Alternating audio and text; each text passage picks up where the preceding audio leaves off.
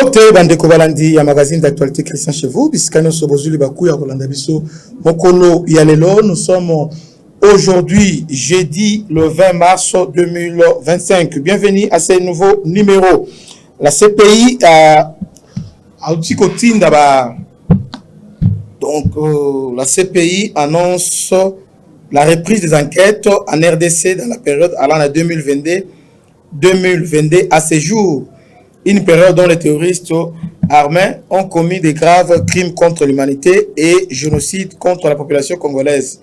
La RDC avait ouvert un front judiciaire contre les actions terroristes du Rwanda à l'Est. Une intensification des actions sont prévues les jours qui arrivent. Donc, enfin, la CPI a fongoli miso après plusieurs pressions. Il y a la Belgique, il y a Batoso.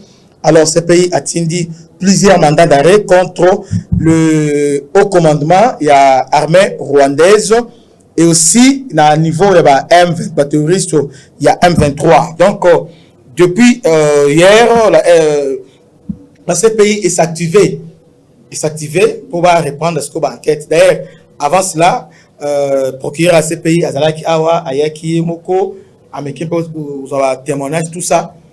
Et puis, il y a contacté la société civile, et puis il y a celui qui est victime.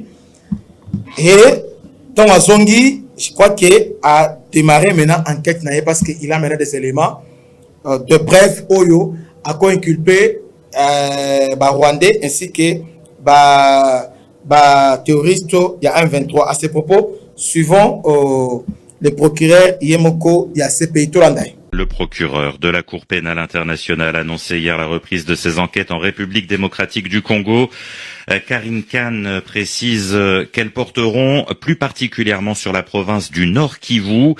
Alexandra Branjon, 20 ans après ses premières enquêtes congolaises en Ituri, la CPI s'intéresse désormais aux crimes récents dans cette province. Oui, selon le procureur de la CPI, ces nouvelles enquêtes porteront sur les crimes présumés commis depuis janvier 2022, principalement au Nord Kivu, mais pas uniquement. Cela correspond à la période de reprise des combats entre les forces congolaises et les rebelles du M23, soutenus par le Rwanda.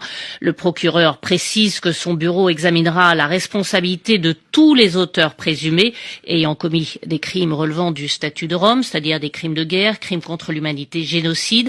Tous les auteurs présumés, cela veut dire que les milices locales, les Wazalendo, alliés à l'armée congolaise, pourront également être visés par ces enquêtes, ainsi que les FDLR, ce groupe rebelle Hutu formé à l'origine d'anciens génocidaires rwandais, deux groupes qui opèrent au Nord Kivu. Alors, pourquoi relancer ces enquêtes aujourd'hui? Alors, la CPI explique qu'elle n'a jamais interrompu ces enquêtes en RDC. Il y a eu celle pour des crimes commis en Ituri, début des années 2000, puis celle contre des auteurs de crimes commis dans les Kivu en 2009-2010. Mais cette réactivation des enquêtes, comme l'appelle la CPI, eh bien, intervient dans un contexte où Kinshasa a intensifié ses démarches à l'international. L'année dernière, les autorités congolaises ont à nouveau saisi la CPI pour demander une enquête sur les crimes commis selon elle par le M23 et les forces rwandaises au Nord Kivu. La semaine dernière, le vice-ministre congolais de la Justice en visite à La Haye a exprimé son indignation face à la lenteur des procédures de la CPI.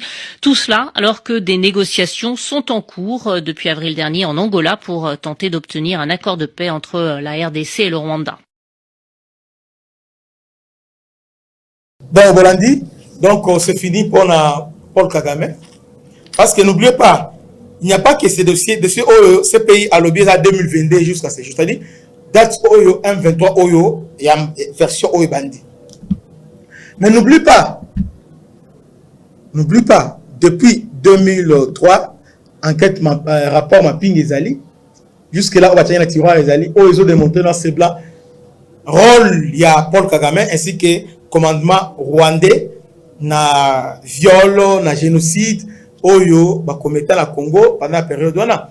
Ba massacre Kobola, ba massacre ba Hutu, ba massacre Ebele, Ezali. Donc Kagame est en mauvais,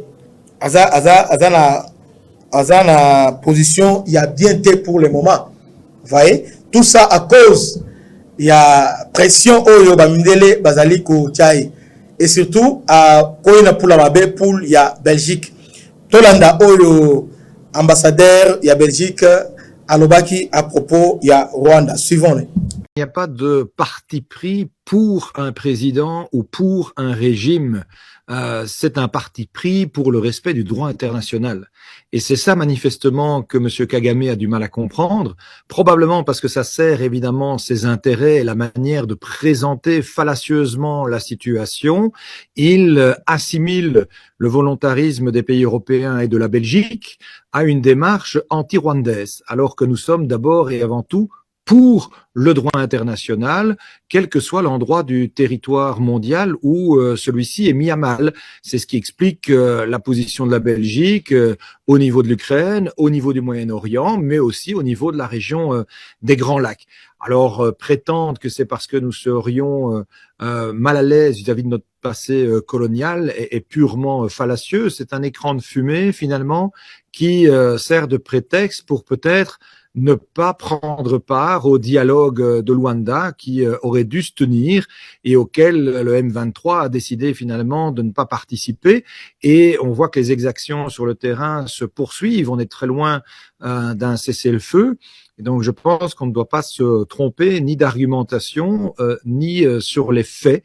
Notre volonté, c'est uniquement de restaurer effectivement l'intégrité du territoire de chacun et de garantir surtout la sécurité de tous.